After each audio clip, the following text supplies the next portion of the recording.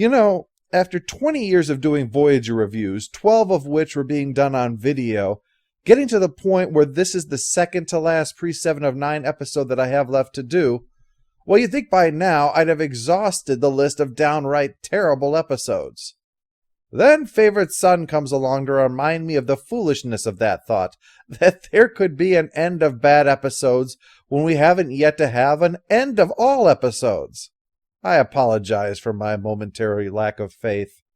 We kicked this episode off with Harry convinced that they've been to this system before, but everyone mocking him for his deja vu is interrupted by an alien ship, the Nasari. The guy welcomes them, but Harry has apparently become genre-savvy, convinced that this ship is going to attack them, despite Tuvok's assurance that there is no sign of a pending attack. Harry, in a surprising side that he's found his balls but lost his brain in the process, reroutes control of tactical to his own station, then attacks the alien ship. So suddenly that they have a shooting war on their hands, and Voyager is trying desperately to figure out how to end a fight that they started.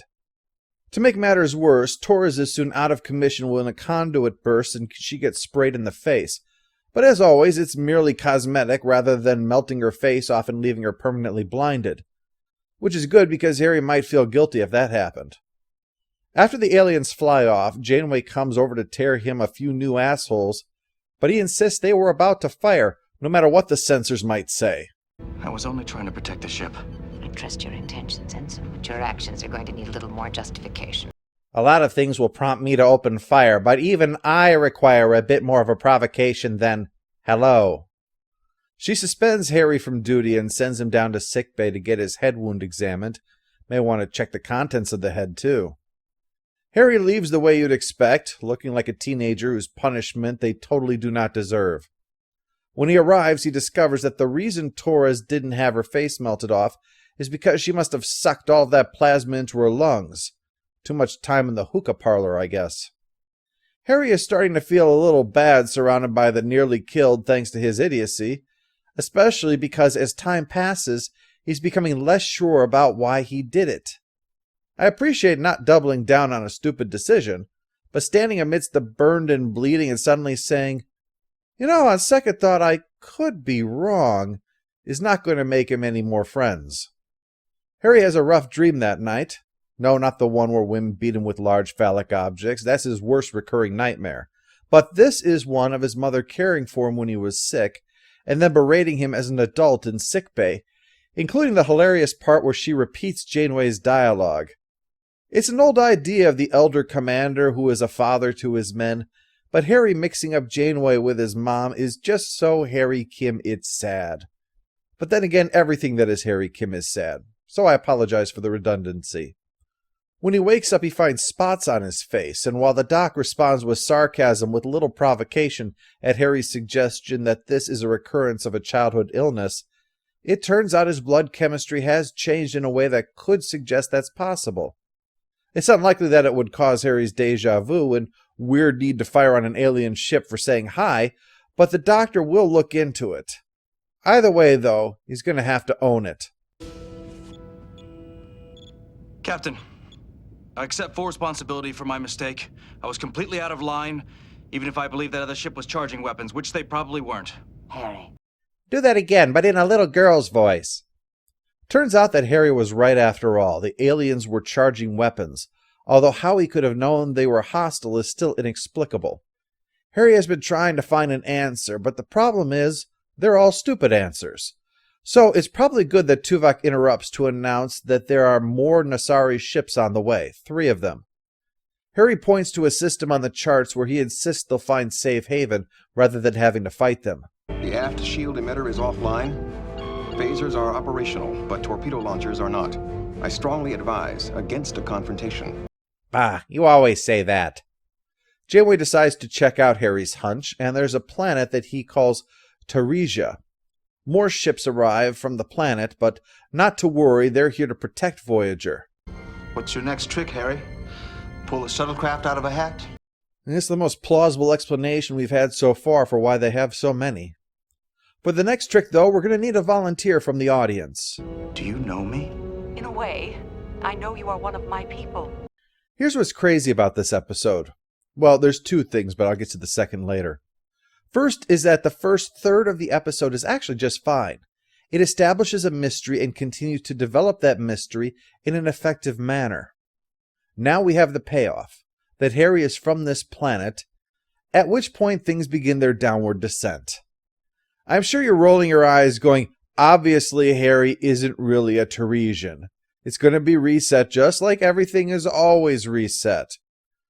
Well, remember, this is the same Harry Kim that a mere 6 episodes later is going to be hit in the chest by an alien, get an infection that's going to consume him alive, and eventually is going to lead to his death at the start of the following season, if not for the fact that he's a beautiful man, according to People magazine. Well, in that context, it's actually not that surprising to learn that the original intention here was for this to actually be true, that Harry was an alien this entire time and just never knew it. And think about it. The problem that they had with Harry Kim was no idea what to do with him. So turning him into an alien was, well, something. And it wasn't as if Scorpion, with Harry's death via Species 8472, was part of a grand plan. It had been a last-minute change to the schedule after this episode's change to Harry Kim was itself changed. So it's likely that whoever pulled the switcheroo wound up putting Harry's neck on the chopping block. Better to kill him off and replace him with someone more interesting, like Picard's fish. But for the episode, this twist that gets twisted back then results in the shift from how can this possibly be true to how could they have been so gullible as to think this could possibly be true, which does this episode no favors. They beam down and discover a bunch of women who likewise have spots, and of course, all are gorgeous. Many immediately begin pawing Harry, because apparently, when pretty women are involved, there's no such thing as personal space. The matriarch explains it like this. Harry's embryo was conceived here, placed in stasis, then was brought to Earth by his father and implanted in his birth mother without her knowledge or consent. This was to help incorporate human DNA into himself, and was the reason for his looking human all his life until now. The director on this, incidentally, is Marvin Rush, who also gave us the unappreciated but brilliant The Thaw, featuring as a guest star the great Michael Mckeon. Mckeon has a long and brilliant career, but his recent acclaim has been around his role as Charles McGill on Better Call Saul. Do you have any idea what you're doing? I believe I do. I'm calling your bluff. This is my firm. I built it. Your father was working in a 2-room office when I joined him. And you, I tutored for the bar exam. If you don't watch the show, the guy whose day that he is ruining is Howard Hamlin, who also... We understand how you feel. Everyone here was born on other worlds. We all found our way back home, like you, and discovered we're not quite who we thought we were. Yep, 2 different actors with no connection both worked with the same director, but on different episodes of a UPN science fiction series. That's a coincidence. What strains the idea of coincidence is having Harry's embryo hauled all the way to Earth. I mean, that's completely across the galaxy, and then somehow wind up back here in this exact same area of space. By chance. Even leaving aside for a moment the logic of not going with one of the nearby species, but traveling all the way across the galaxy to drop Harry off, knowing it's going to take probably his entire life to get back here. Oh, but don't worry, they justify all this by saying that Harry was given a compulsion to want to travel the stars so that one day he could return. But come on, that's like dropping your baby off in 19th century Iceland and believing his love of the sea will one day cause him to return to his birthplace on Easter Island by chance. Your accident may have brought him here faster, but he always would have been driven to find his way back. You are the first to return from such a great distance. This info dump goes on and on to try to explain away this silliness. The reason that Harry has those memories is because it's encoded into his DNA. That's also the same reason why he fought the Nasari, and the likely reason that they sought out Voyager in order to attack it. In fact, the Nasari are still out there, but the Teresians are capable of defending their space, so Voyager just has to sit tight. In fact, Harry'd like to stay here for a while on the planet. There's something about this place that he likes. Back on Voyager, the Doctor gives his technobabble explanation for why this is happening. Why haven't they shown up in his medical scans before? I went back and checked his scans carefully. These fragments have apparently been disguising themselves as the recessive elements which normally exist within all DNA. But over the past few days, they've become increasingly dominant over his human genes. Being dominated does sound like Harry. Well, I'm convinced. While they grapple with that, and the Nasari, Howard tells Harry about how his DNA was subtly influencing him to be interested in math or music, or to want to go into space. And now, he's surrounded by hot women. This is Malia. She's going to be my first wife. Already planning for the divorce? That's depressing, but pragmatic. It's called marriage, but it's usually one woman with one man. That's what I was told, and also to take lots of cold showers to keep the demons from giving me the gaze. Harry talks a little about growing up back on Earth, and they suggest that he stays. And why not?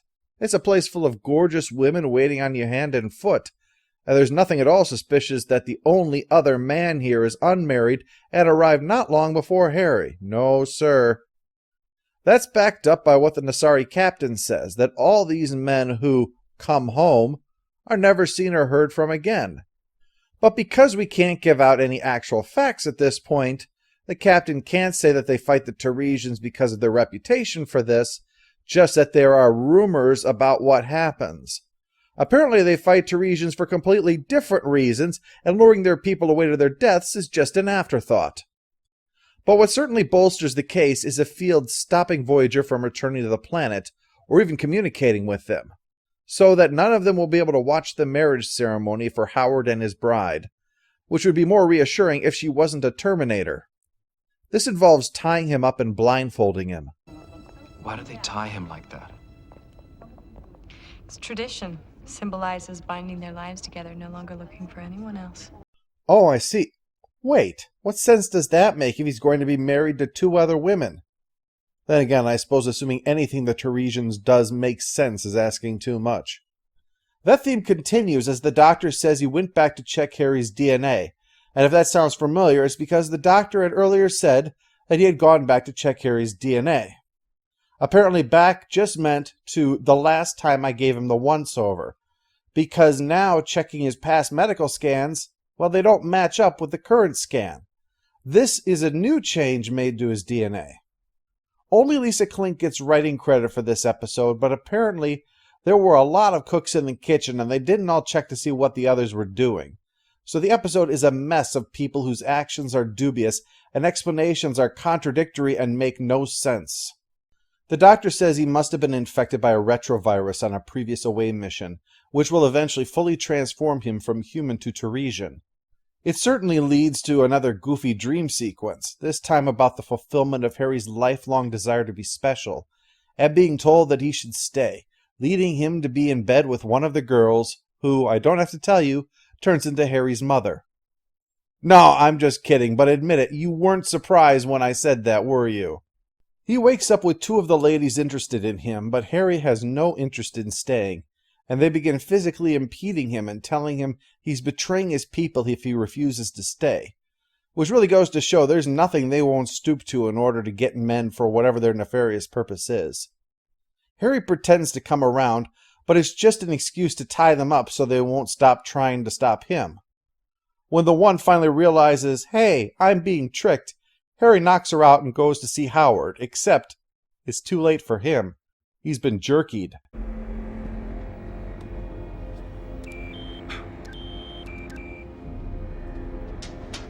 Luckily, someone left that sonic screwdriver there. Harry takes the bride Erminator prisoner, and she says conception requires a great deal of genetic material, and I guess a girl can't wait around to get it the old-fashioned way, not with today's hectic lifestyle. As usual, the villain plot requires an adversary who has enough abilities, opportunities, and amorality to make their roundabout evil methods both pointless and inefficient. They're like someone who uses a smartphone to snap pictures of the secret blueprints to Alexander Graham Bell's telephone prototype. But that's when an army of women surround and beat Harry with large phallic objects, Seems all of Harry's dreams and nightmares are coming true today. Patricia Tallman of Babylon 5 is one of the first to jump him, and they soon have him surrounded. But luckily, Voyager has found a way through and beams him up, leaving the Nasari to take care of the Teresians, and for Harry and Tom to have a way hetero talk in the mess hall about women. The end. The post-episode follow-up. Stupid Neelix moment. Well, I, for one, am glad to have the young ensign Jim back with us. Think that speaks for itself. We have a damn dirty mutant award for Harry turning into an alien so he can have his juices removed. Final score for favorite son is 2 out of 10. What a big pile of problems this is. Which is the second weird thing about it, in part. It's like a bunch of Deep Space Nine elements from the show's past and future, except they were all done better. Alien with spots? Check. Sent out into the galaxy to mix with aliens? Check. First to return from a long distance? Check. Impregnated mother without her knowledge or consent? Check and check. And wow, Harry sure doesn't seem to be bothered that the woman who raised and cared for him, the one he said doted and spoiled him, was violated by having her body used as an incubator by aliens. Oh well, it wasn't my real mom, so no foul. I'm not even going to get into the details of the we use the allure of sex to draw men to their death thing, other than to note that it has to be completely absent of any true feelings since we see that Howard is fully clothed, which means he died without getting boned. The way they were pawing him, you'd have think that they were going to go full Castle Anthrax on him first, but no. Which leads to, among the dozens of questions, why do these women not bother just capturing men and bringing them here? They're clearly not above doing it to men against their will, because they're willing to do this to Harry against his will. So they should be willing to do it to anyone else that way. I mean, it wasn't like there was a ticking clock or anything. They're not all about to hit menopause or something, right? But as with anything else, I'm sure you could cobble together a half-assed justification. But if you need to pile a half-assed justification on a half-assed justification on another half-assed justification, eventually you should notice that your story is extremely deficient in the ass department. Which in a story with this much sexual innuendo is saying something.